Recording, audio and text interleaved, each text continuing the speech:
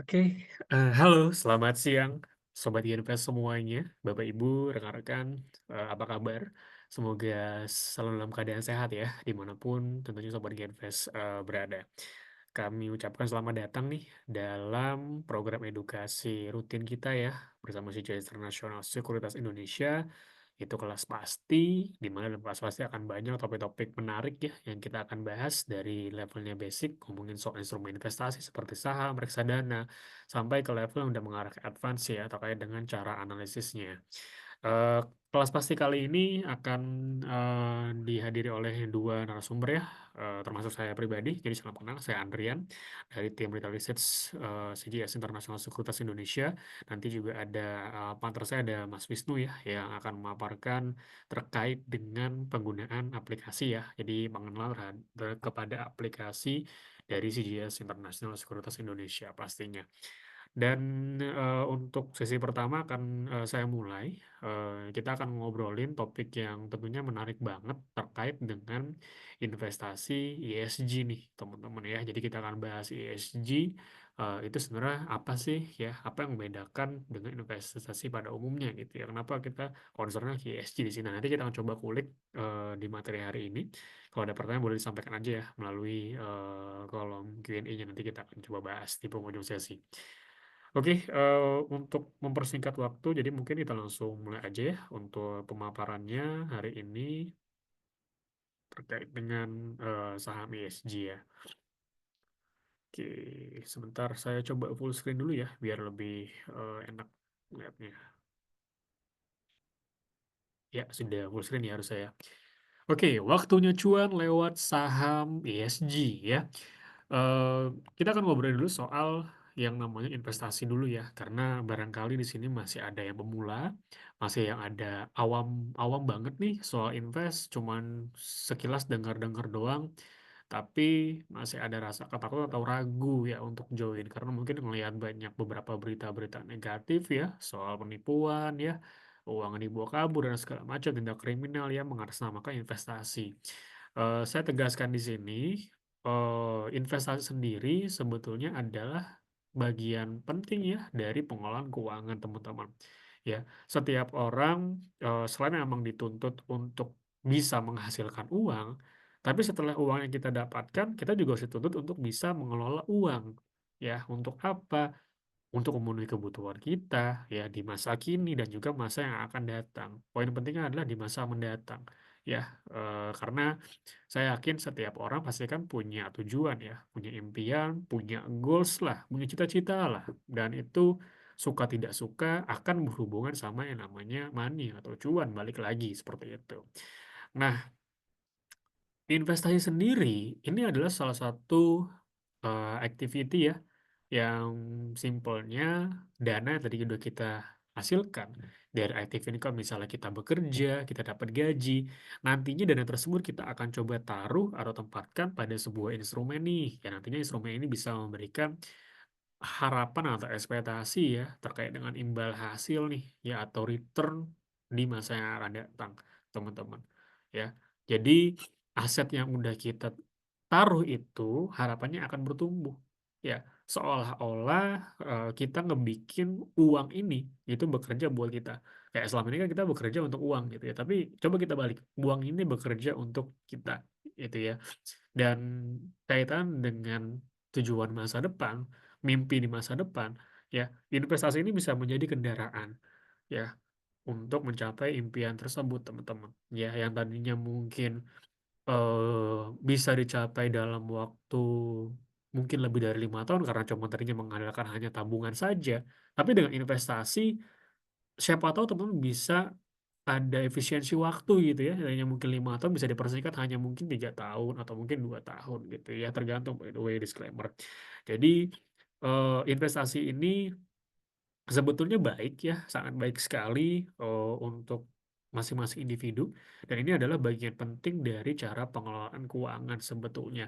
Yang memang dalam proses sendiri itu akan ada banyak aspek-aspek yang kita perlu pelajari ya, ada aspek risiko juga ya agar kita pun juga tidak pada akhirnya merugi ya di kemudian hari karena kita salah sikap, kita salah ambil keputusan ya, yang berakibat fatal nanti ya terkait dengan, hasil investasi kita. Yang harapannya kita mau cuan, jadi nggak cuan kan sayang banget ya. Tapi secara kesimpulannya investasi ini sebetulnya adalah cara kita untuk mendapatkan income tambahan ya, untuk mendapatkan, return lebih ya dari aset yang udah kita tempatkan ke sebuah instrumen teman-teman nantinya di sini ya. Dan, perbedaannya dengan menabung karena setiap orang pasti sudah dikenalkan dengan menabung sedari kecil gitu ya. Kalau dulu zaman saya, masih sekolah itu kita dulu diajarin menabung, ada kayak buku tabungan gitu tuh ya, nanti per hari, per minggu, terserah ya. Jadi dididik untuk coba menyisihkan uang, seberapa pun besarnya ya. Nah, nanti ya tabungan itu harapannya bisa berguna untuk membeli atau digunakan ke hal-hal yang, penting seperti itu. Perbedaannya sama investasi sebenarnya apa sih? Karena kan dilihatnya mirip-mirip ya, kan sama-sama kita ngumpulin uang, sama-sama kita nyisihkan uang. Sebetulnya garis besar perbedaannya adalah, return atau imbal hasil yang bisa kita dapatkan. Di menabung kita nggak bisa harap apa-apa gitu loh ya, malah cenderung bisa uang akan berkurang. Kenapa? Ya pertama ada biaya admin jelas ya, fee yang kita harus bayar ketika kita menyimpan atau menabung, uang di bank gitu ya. Dan seiring inflasi yang juga berjalan tentu akan membuat nilai uang kita cenderung berkurang gitu kan. Sedangkan investasi aset kita akan punya peluang untuk bertumbuh, ya. Kita akan mendapatkan income tambahan, selain dari income dari gaji, kita dapat dari investasi juga, teman-teman. Ya, jadi secara praktik awalnya mungkin sama, di mana kita coba menyisihkan uang dulu di awal.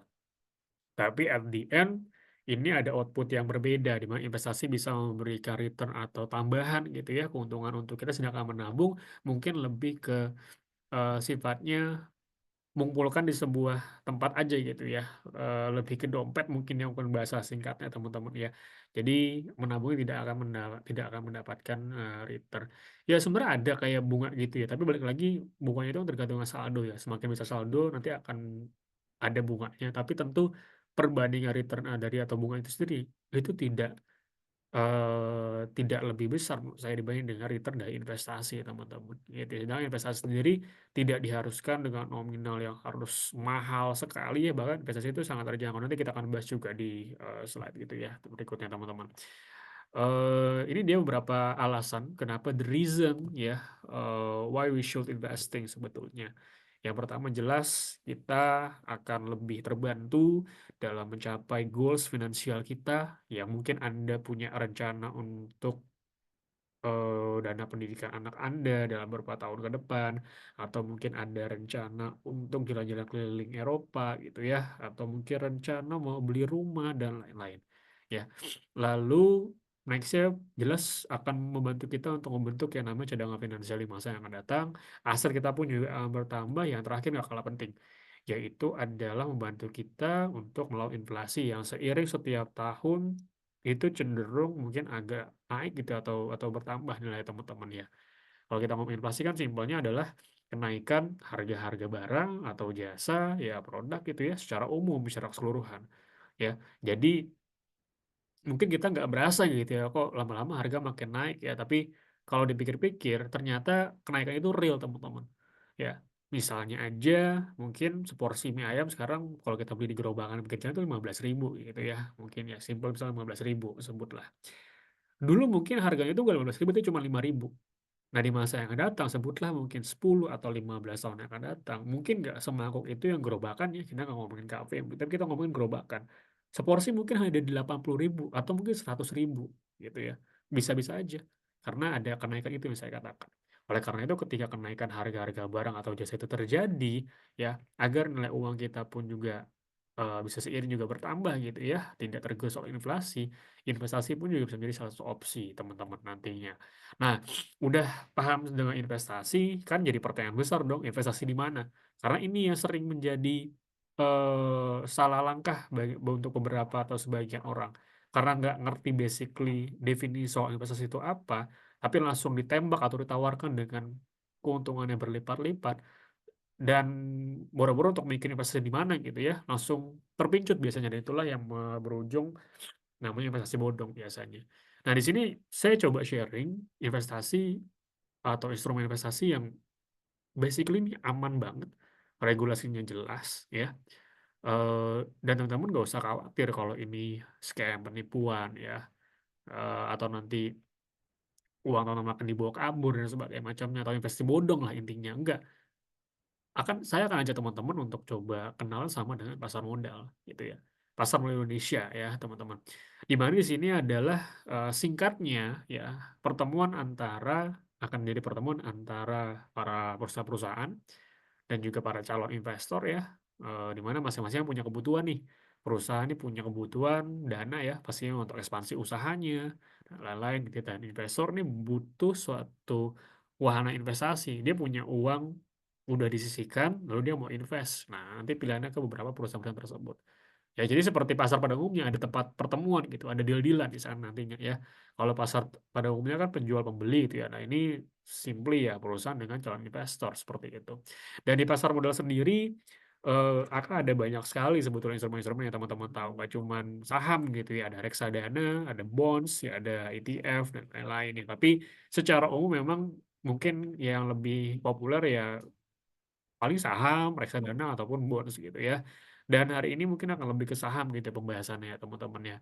Nah, ngomongin soal saham singkatnya adalah ini bukti kepemilikan dari sebuah perusahaan.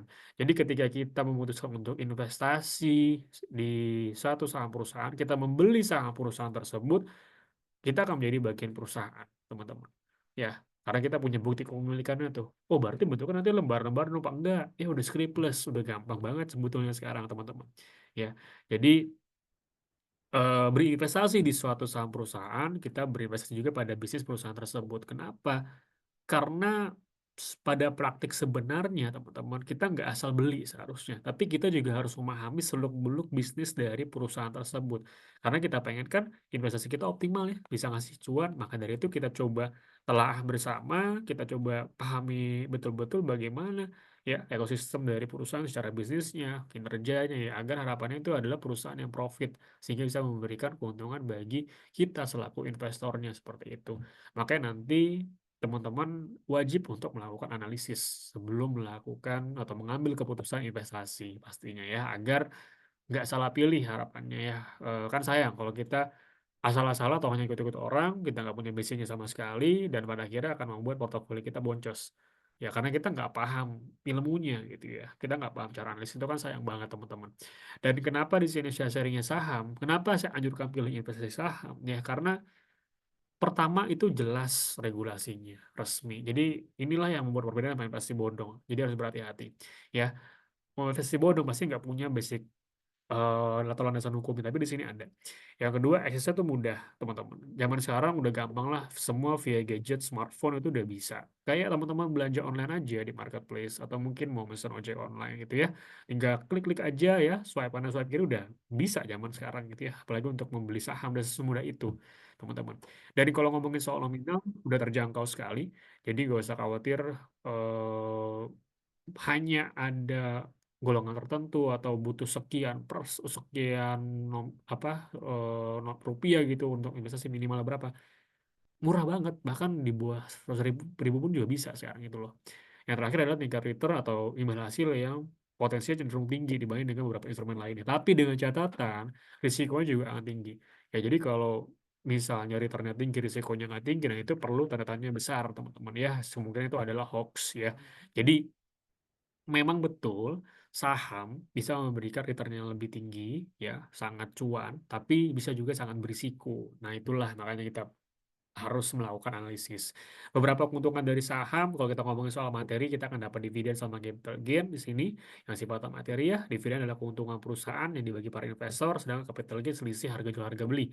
Anda beli harga 1.000, Anda jual di harga 5.000, selisihnya itu buat Anda. Ya, kalau non materi mungkin lebih ke knowledge ya, dan juga relasi yang mungkin teman-teman akan dapatkan. Ya misalnya ya Anda akan dapat experience, misalnya ikut RUPS, ketemu beberapa teman-teman sama investor, dapat channel gitu kan, relasi bertambah.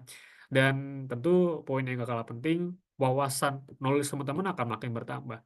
Ya, apalagi nilai plus buat teman-teman yang sebelumnya nggak ada background finansial, nggak ada background perekonomian, akhirnya terjun ke saham, investasi di saham, mau nggak mau kan harus belajar ya. Jadi itu kan jadi tambahan knowledge gitu loh.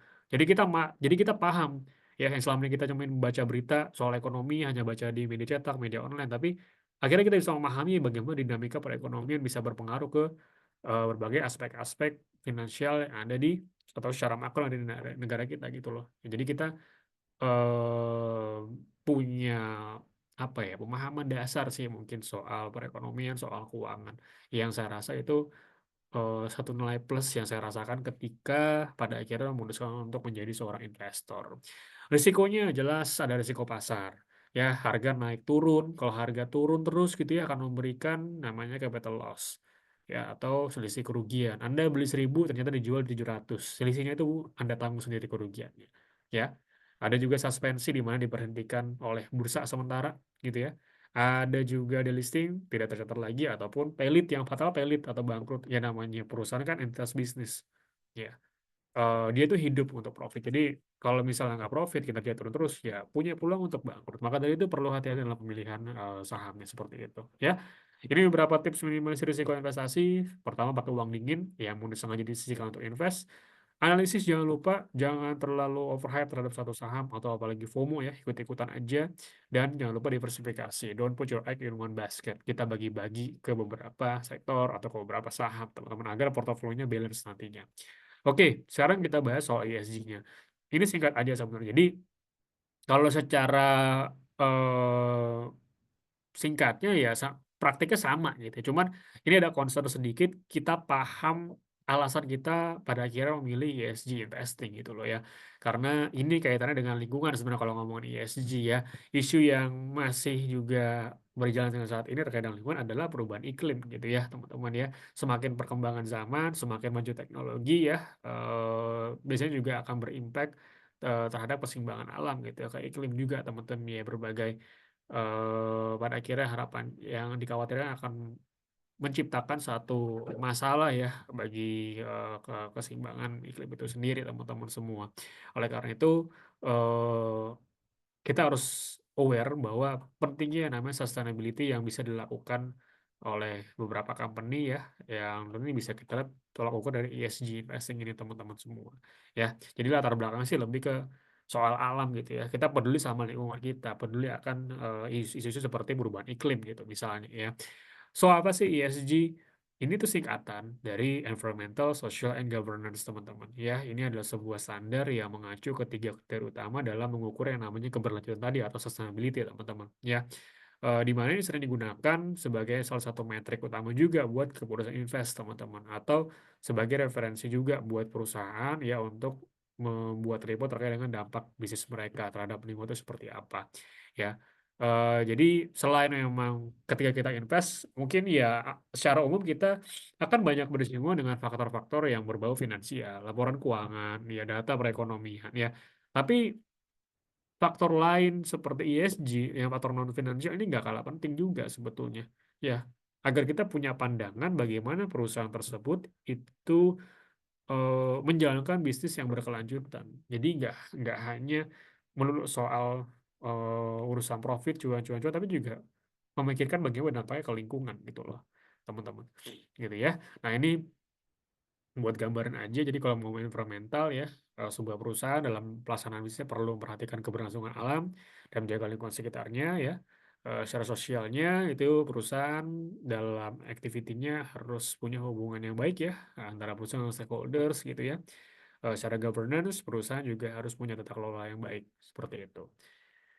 Oke, dan eh, kalau coba diperluas lagi, ini sebenarnya kaitannya dengan SDGs juga kalau teman-teman pernah dengar ya. Jadi Sustainable Development Goals ini sebenarnya udah secara global sih ya teman-teman ya. Yang at the end sih goalsnya ini harapannya baik banget, yaitu terkait dengan kepedulian lagi-lagi lingkungan gitu, alam ya, yang harapannya juga berimpact positif terhadap kita sebagai penduduk bumi ini ya, yang sehari-hari kita bersinggungan dengan lingkungan gitu ya. Jadi di sini diajak lebih peduli lah ya untuk merawat dan menjaga lingkungan sekitar kita, teman-teman semua. Ini beberapa gambaran goals aja ya dari SDG sebetulnya ya, dari people, planet, prosperity, peace, dan juga partnership. Mungkin teman-teman bisa baca secara sekilas seperti itu ya. Nah, balik lagi, tadi udah sedikit diulas aja soal latar belakang dan sedikit tambah soal SDGs ya kalau ngomong ESG. Jadi poin pentingnya adalah ngomongin soal lingkungan. Ya, jadi Investasi ESG, selain memang kita di sini, memperhatikan aspek finansial dari perusahaan, bagaimana kinerjanya, di sini kita juga bisa untuk memperhatikan bagaimana kepedulian dari, perusahaan ya terhadap lingkungan gitu ya teman-teman ya. Jadi kita turut aktif lah untuk mendukung keberlanjutan atau sustainability dari kebijakan investasi kita itu loh teman-teman. Dengan pada akhirnya kita menerapkan yang namanya ESG investing ini teman-teman. Ya. Dan secara harapannya selain memang kita bisa mendapatkan return yang tinggi, ya harapannya apalagi bisa konsisten return tadi, tapi secara jangka panjang kita pun juga memberikan impact positif terhadap masyarakat juga karena jadi kita mendukung secara nggak langsung kita mendukung juga perusahaan-perusahaan yang memang dari awal dia punya komitmen tinggi terhadap lingkungan ya, sehingga dampak bisnisnya pun juga positif terhadap lingkungan. Kita mendukung mereka dan pada akhirnya secara keseluruhan at the end goals-nya adalah kita peduli terhadap lingkungan kita. Kita merawat alam ya, kita menjaga planet ini teman-teman. Gitu. Jadi ini lebih agak concern sedikit soal lingkungan sih kalau ngomong soal ESG memang ya. Dan, ini bisa kita coba kulik sebetulnya kalau kita mau pengen tahu, apa sih, konsep keberlanjutan yang diusung dari sebuah perusahaan, bagaimana dia menjalankannya gitu ya. Ini bisa kita dapatkan di sustainability report, teman-teman. Biasanya sih bisa kita coba ambil dari website resmi perusahaan, atau teman-teman kalau mau coba buka di website IDX-nya pun juga ada biasanya sustainability report itu ya. Jadi bisa dicek aja ini adalah sebuah laporan yang udah dipublish oleh masyarakat ya, karena kan perusahaan TBK wajib gitu ya, yang akan memuat kinerja ekonomi, keuangan sosial, lingkungan, hidup suatu perusahaan dalam menjalankan bisnis berkelanjutan seperti itu ya. Dan biasanya ada pertanyaan nih, terus kalau misalnya saya mau pilih saham-saham ESG, Mas bedainnya bagaimana? Udah gampang banget. Bursa Efek Indonesia itu udah menyediakan yang namanya indeks saham ESG, teman-teman. Ya, ada 4 di sini. Ada ESG Leaders, ada ESG Sector Leaders ya, indeks KHT, ada indeks KHT juga termasuk, kemudian ESG Quality 45 indeks KHT, teman-teman. Ya, perbedaannya apa dari keempat ini? Sebenarnya perbedaannya tipis-tipis ya, mungkin lebih ke jumlah emiten yang disaring ya. Tapi kalau secara garis besarnya sih adalah sudah dijamin emiten-emiten yang ada dalam indeks ini adalah emiten-emiten yang punya komitmen kuat ya akan kemudahan lingkungan teman-teman ya. Jadi nilai ESG-nya tinggi biasanya seperti itu. Ya, jadi kita bisa pilih nanti emiten-emiten salah satu misalnya kita bisa cek aja indeks ESG Leaders contohnya, indeks yang akan mengukur kinerja harga dari 15 sampai 30 saham-saham yang punya penilaian ESG-nya itu oke dan nggak terlibat terhadap kontroversi yang signifikan. Ya, serta punya likuiditas yang baik ya, serta kinerja keuangan yang baik ya. Secara deskripsi seperti itu. Ya, jadi nggak usah bingung. Karena kalau nyari salah satu kan nggak mungkin banget ya PR ya ratusan hampir mungkin 1.000 saham yang tercatat kita nyari mana ESG ya udah disediain kok gampang banget teman-teman dari keempat indeks ini salah satunya adalah ESG Leaders teman-teman gitu ya jadi teman-teman nggak usah bingung harusnya. So, apa benefitnya? Ya, kenapa penerapan ESG itu penting? Benefitnya apa sih buat perusahaan juga nanti buat investor seperti apa? Bagi perusahaan, yang pertama adalah ini akan membantu pengelolaan risiko dan mengambil peluang gitu ya. Jadi implementasi ESG dapat meningkatkan efisiensi, produktivitas, dan juga akan mendorong inovasi-inovasi ya. Yang kedua, reputasi perusahaan. Ini kan harus dijaga. Iya dong, udah dibangun sekian lama, dapat citra yang bagus, reputasi sangat baik. Kalau misalnya turun, ya reputasinya pasti juga akan berdampak fatal, menurunkan kepercayaan dari para stakeholder seperti itu. Gitu ya. Yang ketiga jelas akan menarik investor. Investor-investor yang memang punya concern terhadap ESG ini, gitu ya. Mereka tentu akan punya pandangan plus ya terhadap perusahaan-perusahaan juga yang memang punya pandangan yang selaras tentang ESG gitu ya, teman-teman. Ya. Lalu yang keempat adaptif terhadap peraturan dan juga regulasi gitu ya. Lalu nextnya kepada investor, manfaatnya apa? Yang pertama kita bisa invest di suatu perusahaan dengan bisnis yang resilient gitu ya. Jadi maksudnya bisnisnya ESG-nya kuat dan secara value-nya cukup oke, dapat lagi secara short term seperti itu. Yang berikutnya adalah return-nya cukup kompetitif teman-teman di sini. Jadi eh, peningkatan efisiensi dan inovasi akibat penerapan ESG ini dapat meningkatkan kinerja perusahaan. Lalu harapannya kan secara return bisa lebih kompetitif karena kinerja perusahaan itu kan naik gitu ya, laba mereka naik, toh nanti pada akhirnya respon investor itu juga akan baik ya. Ya bisa mendapatkan dividen yang lebih dan juga capital gain karena harganya naik gitu ya, bisa menimbulkan harga yang lebih juga. Dan sekaligus kita bisa mendiversifikasi portofolio ya. Diversifikasi adalah satu poin yang sangat-sangat penting. Saya selalu sampaikan di setiap sesi kelas saya. Ya karena orang seringkali menyepelekan atau lupa harus mendiversifikasi gitu ya. Karena satu portofolio yang sehat ya itu adalah portofolio yang bisa apa ya? Mungkin bahasanya kita bisa jangan fokus satu emiten atau satu sektor. Jadi agar lebih balance gitu ya, teman-teman ya. Lagi-lagi ya karena market itu sangat dinamis, ya sentimen datang setiap harinya, dan tentu nggak semua sektor itu selalu perform. Maka ada beberapa sektor yang perform, ada yang enggak. Nah, gunanya diversifikasi adalah mencegah risiko, ya risiko dari fluktuasi pasar, risiko market ya, dan sekaligus bisa lebih membalancing lah portofolio kita pastinya. Nah, kalau teman-teman kepo tentang nilai ESG gitu ya, ini bisa dicek sebetulnya ya di link yang sudah ada di materi ini, teman-teman semua nilainya ya. Oke, bisa nilai nilai ESG emiten ya, kita klik di sini, kita buka ya. Ini saya pindah dulu ya, kita akan pindah coba ke Chrome. Nah, ya ini udah ada di sini nih, teman-teman. Nah, ini bisa dilihat ya nilai ESG-nya berapa.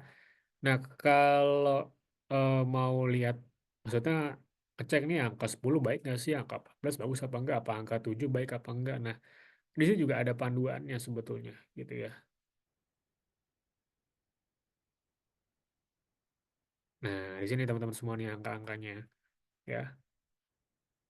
Risiko ESG-nya gimana? Apakah rendah, tinggi banget, atau sedang-sedang aja ya? Nah, di sini loh penjelasannya ya. Jadi teman-teman juga bisa mantau ya di sini. Di website IDEX juga ada nih penilaiannya. Ya. Seperti itu. Contoh Pegio ya, ini Pegio kan ya jelas ini energi terbarukan gitu ya. Eh ini adalah SI-nya, resiko SI juga rendah di sini ya teman-teman. Ya, maka cuma 7 dia di sini. Gitu ya. Jadi bisa cek juga kalau teman-teman pengen kepo ya, bagaimana cara penilaiannya. Oke, dan kita pun juga ada beberapa rekomendasi ya, beberapa emiten yang tergolong atau masuk ke indeks saham ESG yang kita cover juga di sini. Saya spill aja, misal dari banking ada BCA, Mandiri, BRI, BNI. Ketiganya rekomendasinya add ya dengan target price teman-teman bisa cek di sini ya. Khusus untuk bank BUMN mungkin ya, BMI, BRI, BBNI, potensial upside-nya masih cukup lumayan karena beberapa waktu kebelakang dari tahun lalu harga kan drop banget ya teman-teman ya. Apalagi kita juga mau dividen, bisa jadi peluang sih ya, karena sudah cukup down harganya ya. Ini bisa jadi peluang untuk jadi entry yang menarik sehingga bisa punya potensi imbal hasil yang optimal ya. Karena beberapa sentimen seperti pemangkasan suku bunga acuan oleh BI ya, walaupun memang The Fed ini masih belum kelihatan nih sinyal pemangkasannya ya, karena terakhir sih kabarnya nggak akan begitu agresif ya, mungkin hanya 2 atau 1 kali ya, tapi BI baru dekat duluan dan itu membuat perbankan kembali bersemangat ya harganya untuk kembali masuk ke zona hijau.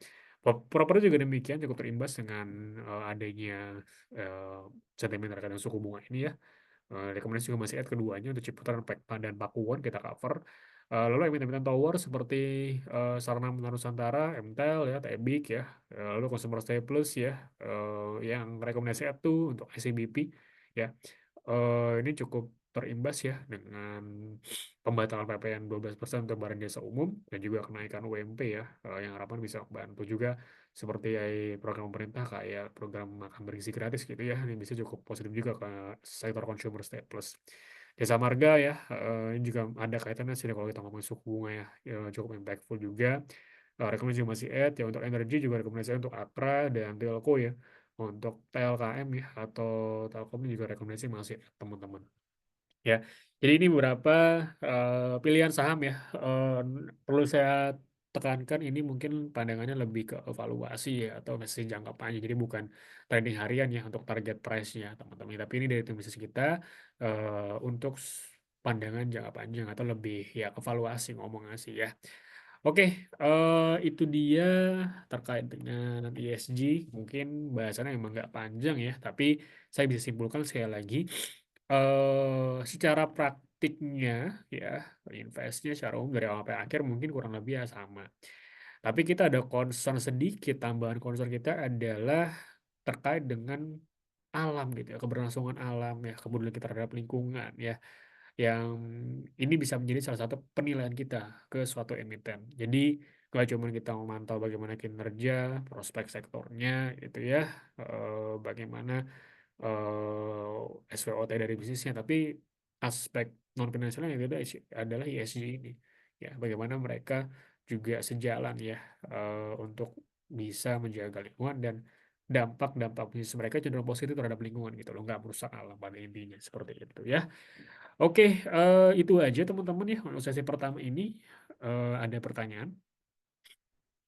Kalau nggak ada, mungkin kita bisa langsung loncat ke sesi kedua ya, karena di sini narasumber kita, pantasnya udah ada, ini ada Mas Wisnu ya, untuk sharing ke teman-teman nanti gimana soal penggunaan aplikasi CGS ya.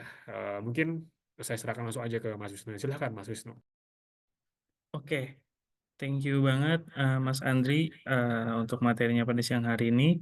eh Sangat menarik ya, dan mungkin jadi pandangan positif ya buat Bapak Ibu untuk memulai mungkin berinvestasi terutama di produk equity ya atau saham seperti itu. Sebenarnya di pasar modal itu kita bisa membeli beberapa produk selain saham seperti itu ya, dan di CGS sudah ready, tentunya ada mutual fund, kita sudah mempunyai beberapa produk dari aset manajemen, dan mungkin kalau misalnya tertarik di surat hutang juga kita juga tersedia available untuk Bapak Ibu yang tertarik di di obligasi atau di surat hutang tersebut.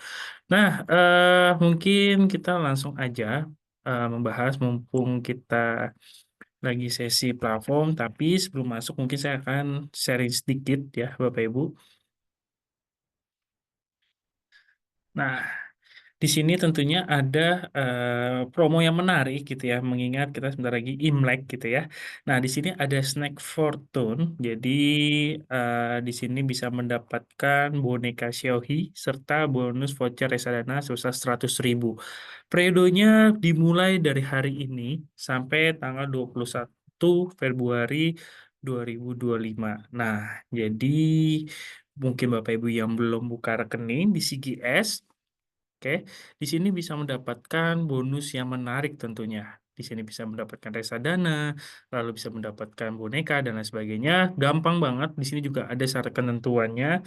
Jadi program ini berlaku untuk 300 nasabah pertama ya yang membuka rekening selama periode berlangsung seperti itu. Nah, pembuka rekeningnya bagaimana? Simple banget. Jadi Bapak Ibu tinggal langsung buka rekening aja, dibuka rekening saham di sini.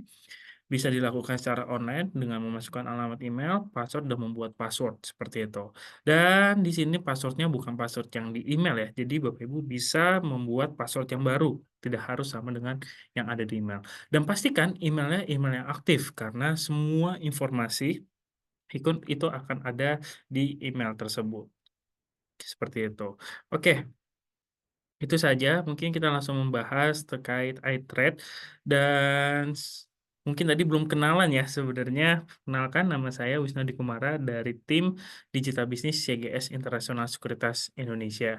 Nah, di sini kita akan membahas platform. Jadi mungkin tadi sudah dijelaskan secara detail oleh Mas Andri ya terkait stok atau saham gitu. Nah, kita langsung bahas aja eksekusinya. Oke, kita akan bahas di sini.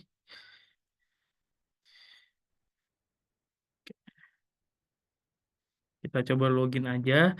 Nah, nanti ketika sudah proses pembuka rekening itu sudah berhasil, nanti Bapak Ibu akan diberikan yang pertama adalah rekening dana nasabah atau mungkin biasa disebut adalah RDN.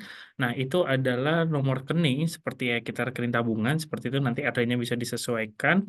Nah, kalau misalnya sudah menerima RDN, Bapak Ibu bisa melakukan deposit dana tersebut dari rekening tabungan ke rekening dana nasabah atau RDN tersebut.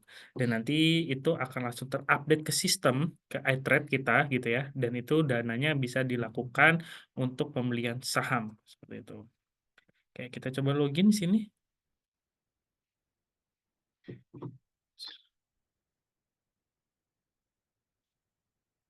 Oh, sebentar ya.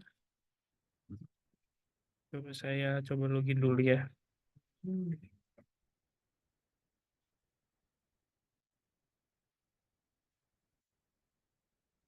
Saya screen kembali.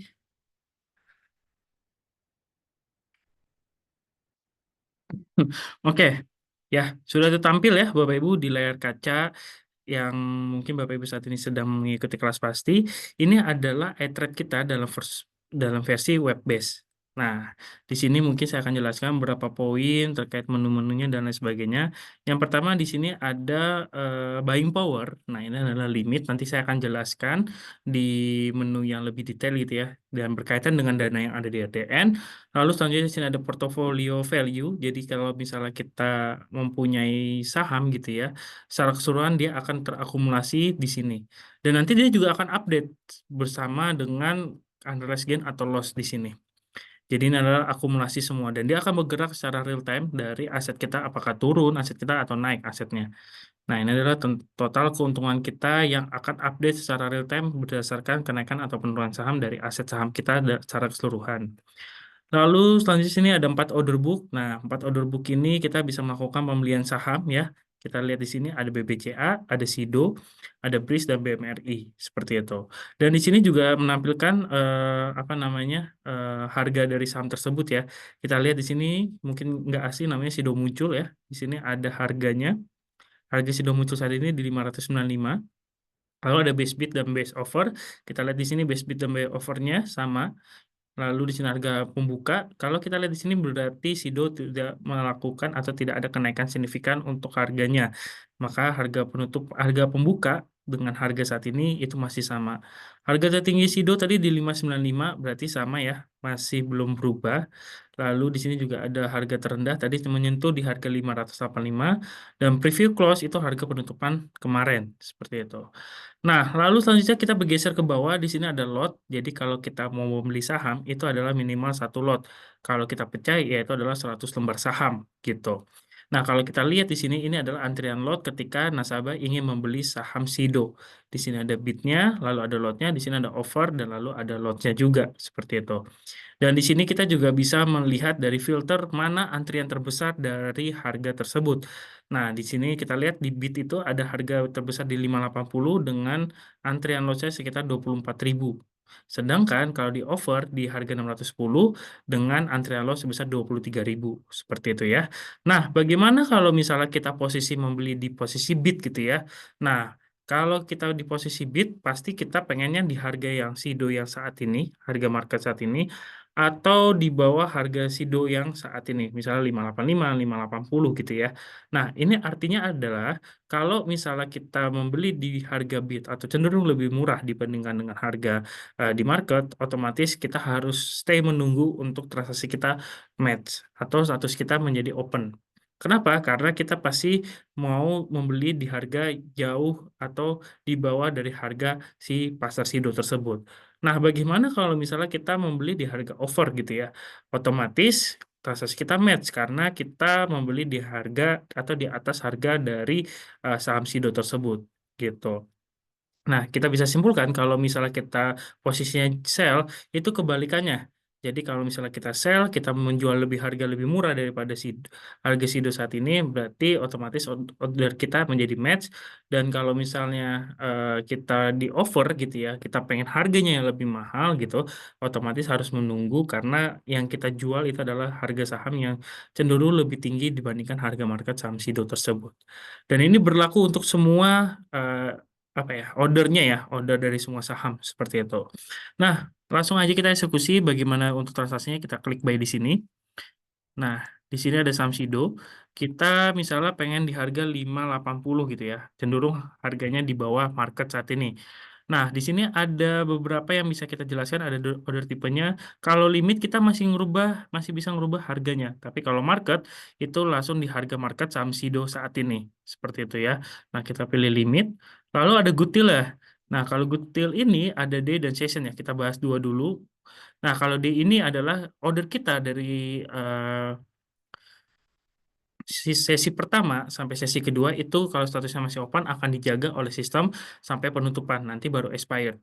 Tapi kalau session misalnya kita ordernya di sesi pertama lalu masuk ke sesi dua order kita menjadi apa namanya expired seperti itu ya. Jadi perlu diperhatikan juga.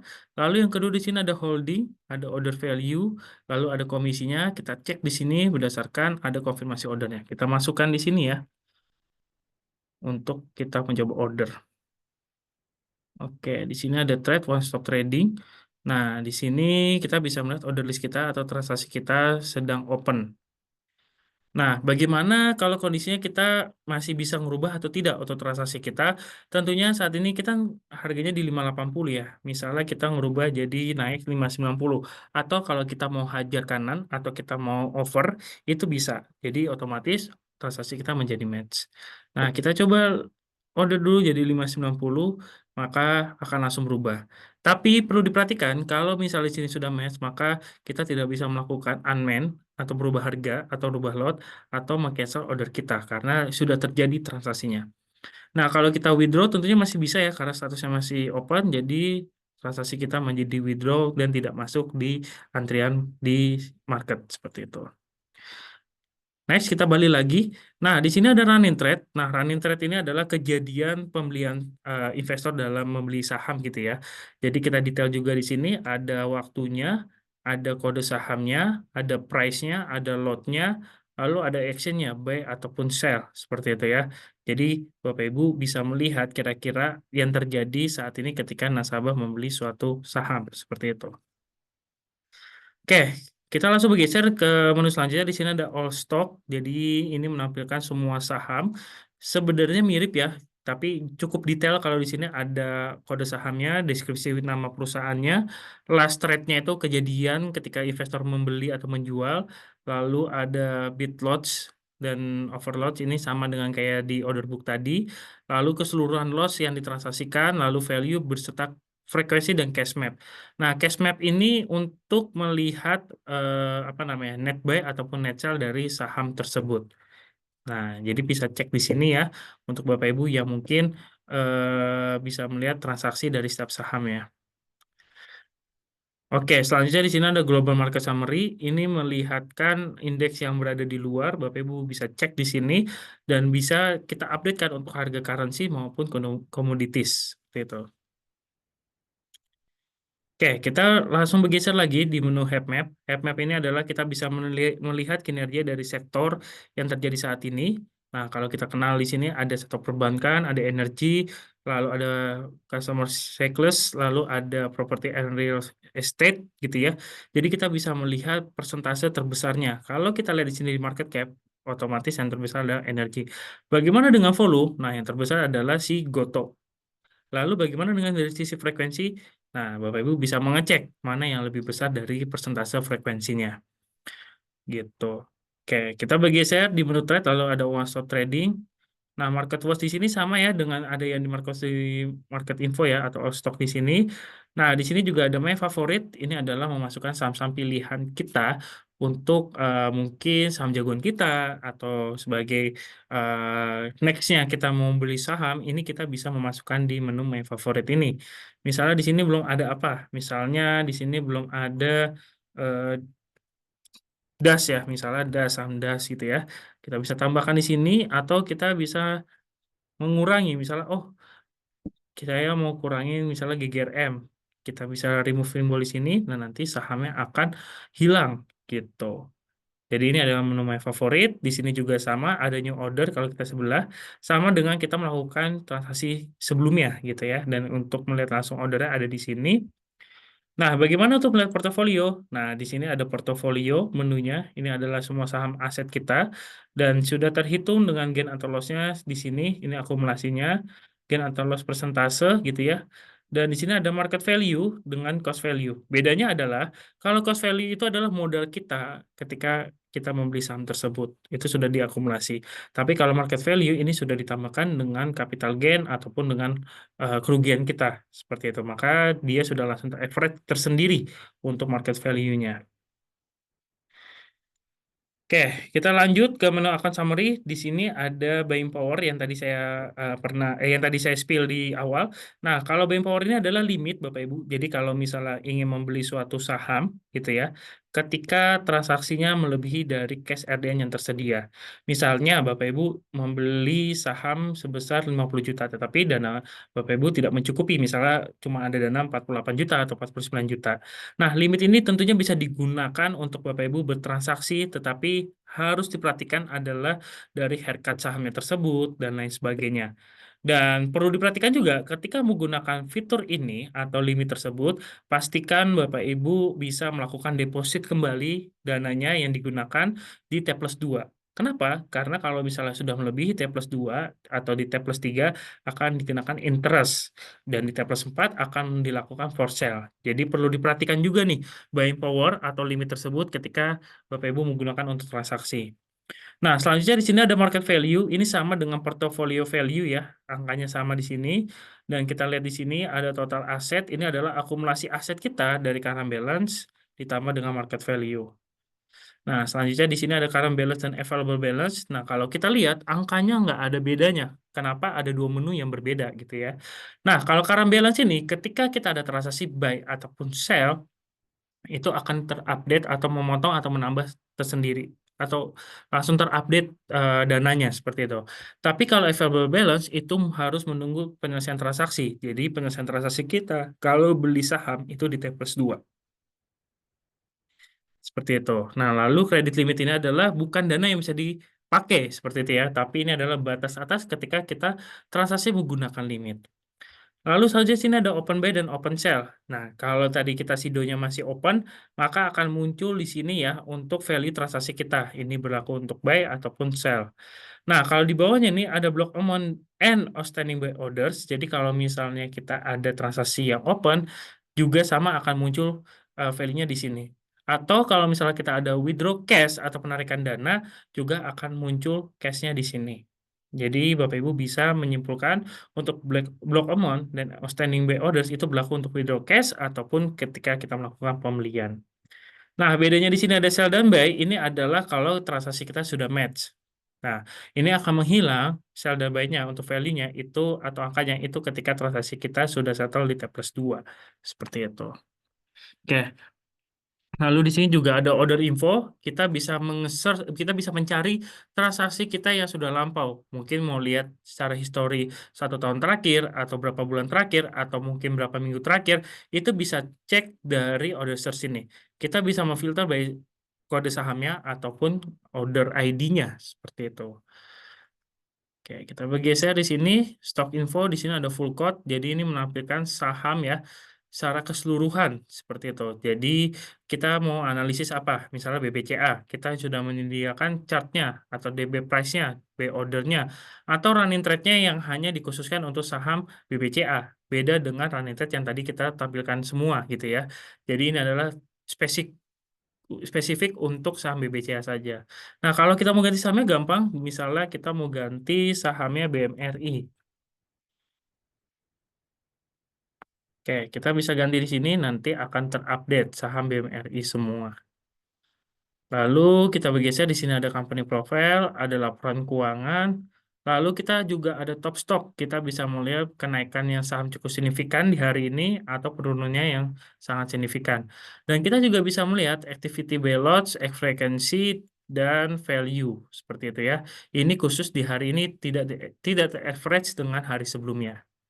Seperti itu ya. Lalu kalau trade based stock ini mungkin menganalisis secara rinci dari setiap harga sahamnya. Kita mau lihat misalnya BPCA di harga 9.625. Kita bisa melihat berapa kali sih yang ditransaksikan di harga tersebut dan volumenya berapa dan value-nya berapa. Volume itu adalah kejadian transaksi yang sudah match gitu ya. Sedangkan value itu adalah cash-nya seperti itu. Nah, kita masuk ke client info. Jadi kalau Bapak Ibu ingin melakukan penarikan dana, ini ada di menu client info lalu withdraw. Nah, kita bisa masukkan kira-kira kita menarik dana berapa nih? Misalnya di ready di sini available balance 90.000 itu bisa melakukan penarikan dana. Tapi pasti nasabah banyak yang bertanya, berapa sih kapan sih cut off time kita gitu ya agar dananya masuk di hari yang sama. Jadi cut off time kita itu sekitar jam 10 pagi. Jadi kalau di atas jam 10 pagi, maka transaksinya akan diproses oleh tim kami di keesokan harinya. Jadi kita anjurkan bahwasannya inputnya sebelum jam 10 agar dananya masuk di hari yang sama. Untuk melihat statusnya ada di withdraw history, lalu di sini juga ada portfolio web report. Jadi ini menampilkan dari trade confirmation, portfolio, client statement, lalu kita juga bisa melakukan penembusan warrant atau right issue. Nah, biasanya kan ada aksi korporasi ya dari suatu saham gitu ya. Jadi Bapak Ibu bisa melakukan penarikan, bisa melakukan penembusan melalui menu portfolio web report. Oke, kita bergeser di chart. Nah, chart ini Bapak Ibu bisa melakukan pergerakannya mau 1 hari, 10 tahun, atau 2 tahun, atau maksimum. Dan di sini kita juga sudah sediakan untuk indikator gitu ya. Jadi Bapak Ibu apakah mau menggunakan moving average dan lain sebagainya. Dan selanjutnya di sini kita juga bisa merubah tema ya, tema terang ataupun tema terang seperti ini. Jadi tergantung dari kenyamanan ketika Bapak Ibu transaksi dari saham seperti itu. Oke, mungkin sampai sini ada yang ingin ditanyakan, Bapak Ibu?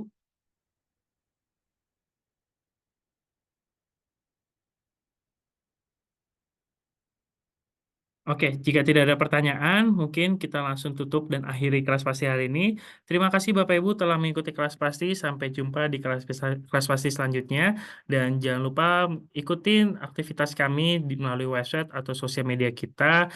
Dan nanti Bapak Ibu akan mendapatkan semua informasi dari promo ataupun aktivitas kita dalam bentuk edukasi. Baik, selamat siang dan sampai jumpa di kelas pasti selanjutnya. Terima kasih semua.